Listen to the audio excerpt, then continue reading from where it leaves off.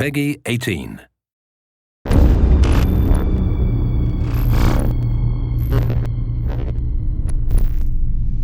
And we're jumping right into the action here in an early game of Evolve. We've got Goliath setting out just a little bit ahead of our hunters.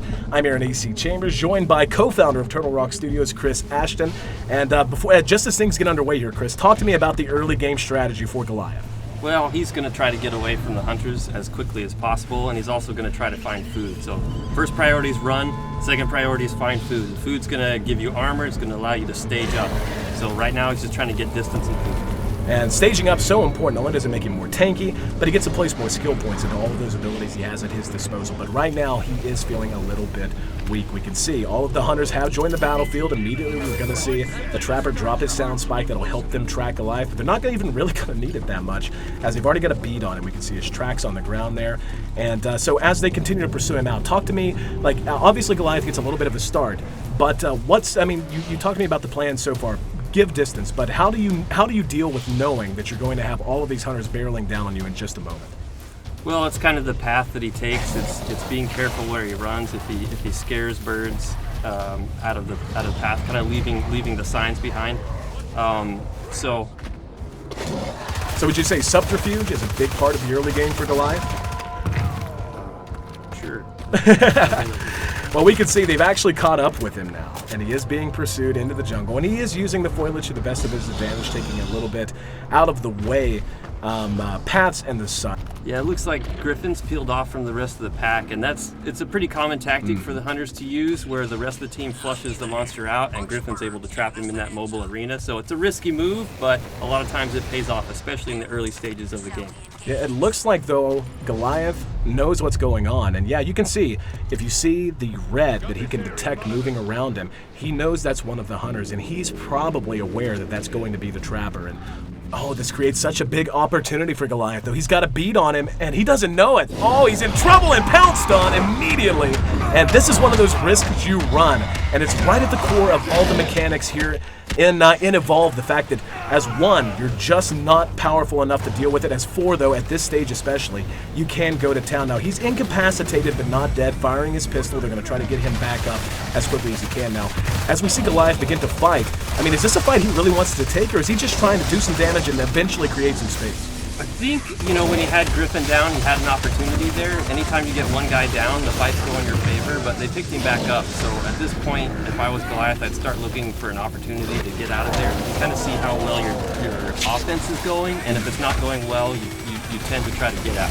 Well, we can see he is taking a lot of damage, and now that all four are up, we can see all of their abilities beginning to synergize. We can see the shielding and the healing coming out from the medic, the shielding coming from the support. We can see our Trapper is getting more and more involved. He's hitting very good harpoons. His harpoons borderline immobilize the Goliath, and he has to deal with those before he can do much of anything else. And of course, our Assault class, who is up front, close and personal, wants to tank the damage and wants to deal as much damage as he can.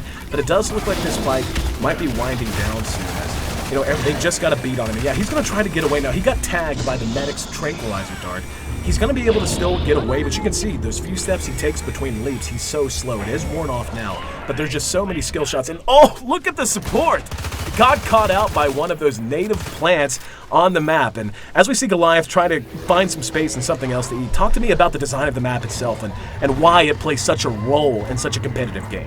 Well, we wanted it to really be another player in the game, and in a sense, the environment is a third player between the AI and the environment, the carnivorous plants. These things create opportunities for either team to take advantage of. Up, and we can see that carnivorous plan has given the Goliath quite an advantage. It allowed him to create some space. They had to bust him out. It slowed the hunters down, and now he's going to rank 2. He's leveling up to stage 2 in his evolution. Oh, he's got such a good high ground position, coming from downtown with a big smash, and that's going to send them scattering. Now it looks like he doesn't want to fight, just wanted to do what damage he could to throw them off base, to get them confused, but we see our Trappers right behind him, helping to slow him down, hitting those harpoons. Let's see if he can catch up with him. Yep, he's got the mobile arena ready to go. Gonna try to toss that out in front of him, then hit him with the harpoon. There he goes, he's let it go, and the leap, not enough! Harpooned him from behind, and now he's trapped. Now this is one of the biggest gameplay mechanics as well, that mobile arena. Talk to me about what that means for both the Goliath player and for the hunters. For the Goliath, it means he's trapped in there for a certain amount of time. For the Hunters, it's an opportunity for them to chew through his armor and to do some permanent damage. Oh, we can see, the Trapper actually got knocked in the river. Now, I know there's a Tyrant. Yes, the Tyrant down in the river. You have to be so aware of your surroundings in Evolve if you're one of the Hunters. As that's actually a one-shot. He's not just down and incapacitated. There's no resuscitating him. That's going to be 2 minutes. He's off of the map entirely as Goliath continues to just run over the rest of his team. What kind of, put it in context for me. How big of a loss is it whenever you lose one of your teammates like that as the Hunters? It's huge. They're designed to be co-op. Each one of them has a very specific function that is vital to their success. So as soon as one guy's out, they're at a huge disadvantage. And we can see Goliath actually running here, but since they're down a man, how does that change their strategy and how they want to approach Goliath? Well, they definitely want to be a lot more cautious. If Goliath turns to fight them, he might be able to pull out the win here. So they'll be a little bit more defensive. They'll start anticipating where he's coming. They're not going to chase him as closely as they would normally. They want to keep a beat. They don't want to lose him, right? But they want to not really force the fight themselves. They want to wait till Griffin comes back. Don't want to take that big of a risk. Now the problem is, we saw they had to stop and deal with that Tyrant, otherwise one of them might get snatched.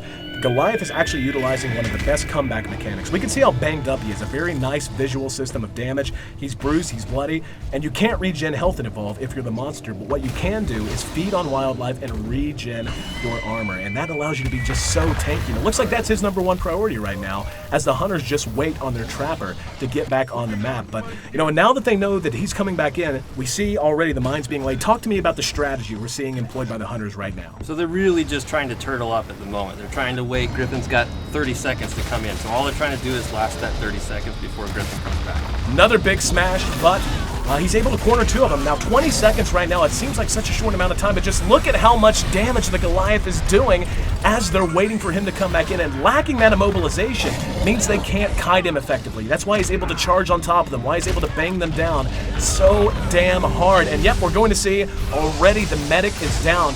Nice play from the support though, using the burst stealth ability, that's his class ability. Bought some time for everyone to kind of reset, but they're still hurting. In the meantime though, the Trapper's just about to parachute down. The fight's raging on, but talk to me how they're going to try to change this up now that they're back to full strength. They're just waiting for Griffin to get back in. Assault's going to try to draw his attention. That lightning rifle does a ton of damage, so he'll try to draw the aggro and use his personal shield to negate that a little bit.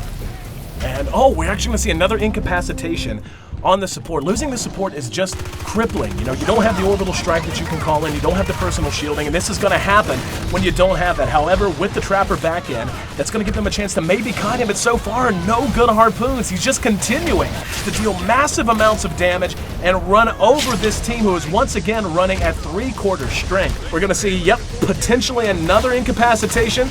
But he's setting up, he's landing another smash, and yep, there we go. One's down, that's going to be the medic, and the Goliath just continuing to pound away, setting up a huge assault on the no! Oh, you jerks! Cutting the feed at the very last minute. That's not fair, man.